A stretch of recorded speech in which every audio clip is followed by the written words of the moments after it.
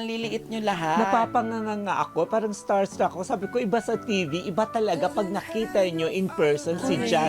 You are so beautiful. Yung eyes, I love the eyes. Parang nag-i-smile yung eyes mo when you smile. Kasi di ba yung iba mag-smile through the lips, through the mouth. Ikaw, you smile through the eyes. Ganyan ba talaga? Ka-authentic? Yung Ganda. smile. I think, when I always hear that din naman also before, pero I don't take it seriously. Tsaka uso yung Alam mo.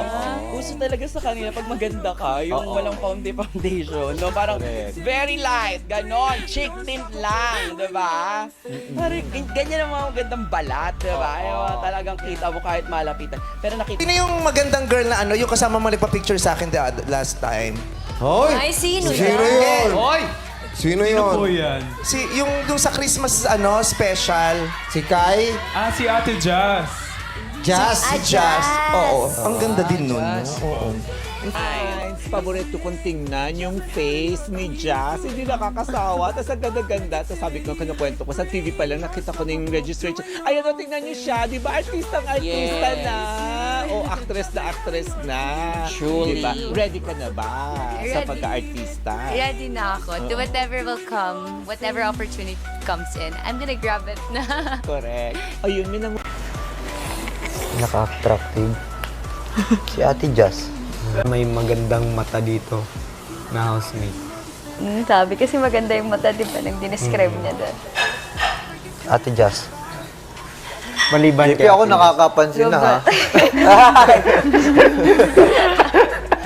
Maliban kay Ate Jazz. I think it's... Kagawin Ate Jazz. Ate na. Sorry. Si Ate Jazz. Why? Ha? Ano, para pag dinate niya, magkasama pa rin kami dalawa. Oo. Abaw nga. Double date. Triple date. Double date. BBB girl crush.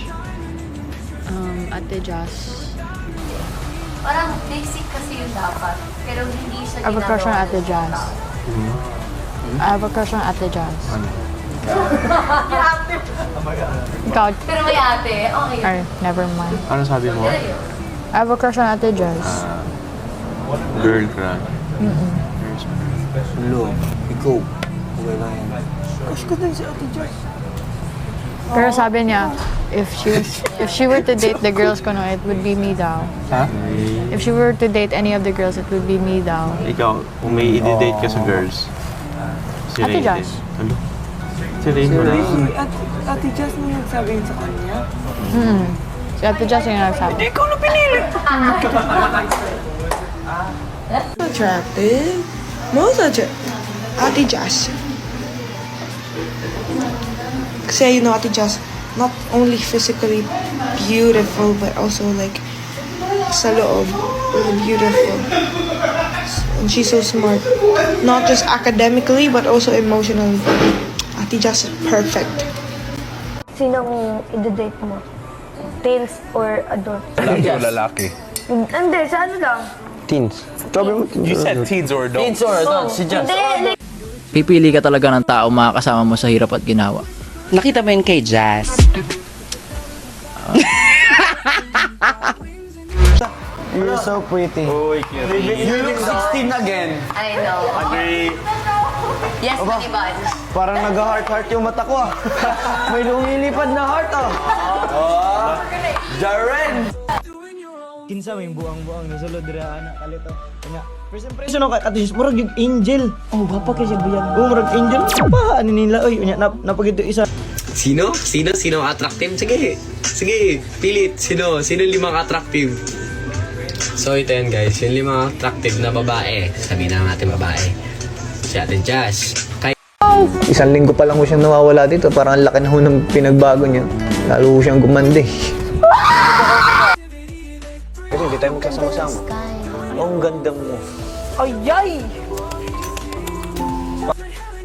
Kasi lagi pumasok mo kayo sa bahay ni Kuya, sino talaga yung pinaka nakakatch ng attention mo? Like parang, uy, ang ganda naman nito. Or handsome naman. lagi ko sinasabi, kasi lagi akong tinatanong, lalo na ng family ko. Si Jazz. Si Jazz. Ang Yes. ganda ni Jazz. Ang ganda niya talaga. Kagabi kita Si Jazz. ano sa inyo sa facial, ano niya po? Kasi ang ganda ng mukha niya, ang liit. Tapos, talagang maganda siya. Tapos, ang liit ng mukha niya. Tapos, ang hair niya is medyo Medyo wavy. wavy. Oo. Tapos, siya yung parang, hi tita! So, yung parang, talaga siya. Tapos, sabi niya sa akin, sabi niya, I'll see you in London. Yung mga ganon. Kasi Ganda sila in person, lalo na si Jazz.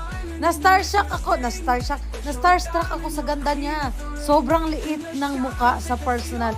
Like as in legit, sobrang ganda talaga.